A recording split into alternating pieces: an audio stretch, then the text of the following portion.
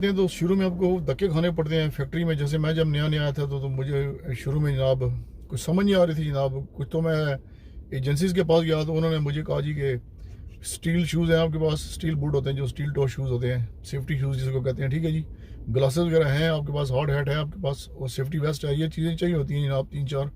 جب شروع میں جب آپ پتہ ہیں تو آپ کو یہ فیکٹری میں کام کرنا پڑتا ہے. اور ایجنسیاں کافی ساری ہیں, میں اس کا لنک ڈال دوں گا ڈسکرپشن میں جناب. تو آپ آئیں گے تو آپ کو. میرے ایک دوست ہے کیپٹن اطہر رضا, کیپٹن پہلے ہوتے تھے وہ آرمی میں. جب انہوں نے آرمی جوائن کی تھی اس وقت وہ کیپٹن تھے, مگر ان کا مزاج جو تھا نا کپتانی کے حساب سے, آرمی کے حساب سے وہ ڈفرینٹ تھا. اور وہ جو تھے یس سر والی بات جو تھی آواز آ جائے ایکسیپٹ نہیں کرتے تھے وہ. مطلب یہ ہے کہ کیا یار یہ every thing is yes and yes کرنی پڑتی ہے مجھے. تو مطلب اس کا مزاج بھی اپنے ہی مزاج کی طرح تھا. اور انہوں نے کیا کیا کہ وہ ان کے ذرا تھوڑے سے اختلافات شروع ہو گئے آرمی کے اندر with in army time period میں. تو وہ پھر انہوں نے کہا کہ ٹھیک ہے میں جو نا اپنا کوئی راستہ لیتا ہوں.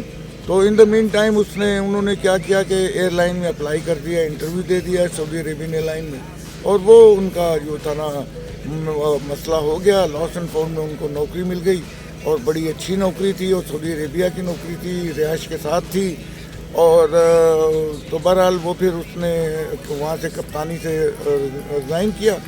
ریزائن کرنے کے بعد ان دنوں میں جو تھا نا امیڈیٹلی آپ کو چھوڑ دیتے تھے 2 مہینے تک. تو خیر وہ اس کا سلسلہ ہو گیا, اس کو سیٹ مل گیا, پیپر وغیرہ مل گئے جو کہ اس نے سعودی عربین ایئر لائن میں داخل کیے تھے. وہاں جا کے اس نے بڑا اچھا پرفارم کیا, لاس اینڈ فاؤنڈ میں کام کیا, اور اس کو پتہ بھی نہیں تھا. میں بھی سعودی عربین ایئر لائن میں تھا. اس نے تقریباً اباؤٹ 25 سال کام کیا وہاں پہ. 25 نہیں, تھوڑا سا کم کام کیا, مگر یہ ہے کہ اچھی لینتھ پہ کام کیا, تو لینتھ آف پیریڈ پہ. تو کہنے کا مطلب یہ ہے کہ وہ جو تھے وہ پھر اس نے کینیڈا کے لیے اپلائی کیا. اتفاق سے کینیڈا کے پیپر اس کے گئے تھے اور وہ سارا ہو گئے, اور اس نے بغیر سوچے سمجھے اپنا کینیڈا کو چلا گیا. اب جب کینیڈا پہنچے, بیگم ان کی ساتھ تھی. اب وہ رہائش لے لی انہوں نے کسی نے کسی کو کہہ کے, کوئی ایک دوست تھا وہاں پہ, تو وہاں پہ ٹھہر گئے. خیر ان کو پتہ نہیں تھا کہ میں نے کیا کرنا ہے. ارے بھائی کیا کرنا ہے, تمہیں یہ نہیں پتہ کہ کینیڈا میں تم آئے ہو, تمہیں کرنا کیا ہے؟ کوئی نہ کوئی پروگرام بنایا ہے, کہیں نہیں اللہ بنا دے گا پروگرام کچھ نہ کچھ. تو اس نے وہ بڑا ڈیشنگ تھا, اور اس نے یہ اپنے دوستوں سے ملنے والوں کو یہ ایک پرپوزل دیا کہ یار مجھے بتاؤ کہ یہاں پہ کس ٹریڈ کے اندر پیسہ زیادہ ہے, اور کون سی سروس میں کروں تو اس میں پیسہ زیادہ ہے.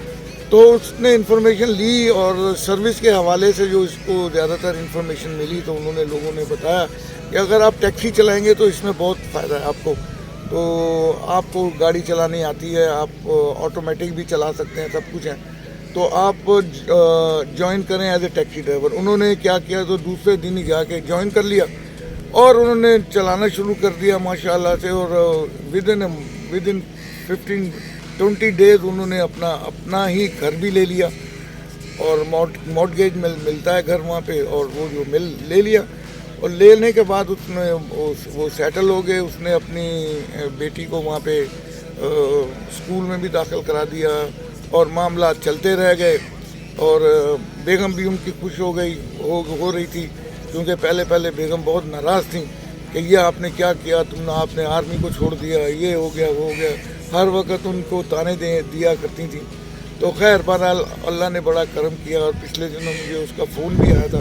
وہ حالات سے بڑے رنجیدہ تھے, اور بڑے افسوس کر رہے تھے کہ جو صورتحال ہمارے ہاں ہوئی ہے, اور عمران خان کو نکالا تھا, پھر اس کے بعد وہ جو صورتحال ہوئی, اتنا بیچ میں گیپ آ گیا, اور غیر یقینی صورتحال تھی ملک کی. اور ایک نگراں حکومت بھی آ گئی, انہوں نے بھی ابھی تک کچھ نہیں کیا. مگر یہ ہے کہ وہ فون کے اوپر یہ ساری باتیں مجھے بتا رہے تھے. اب مگر یہ ہے کہ وہ اپنے طور کے اوپر, سیاسی طور کے اوپر بھی جو ہے نا بڑے غیر یقینی کیفیت میں اظہار کر رہے تھے.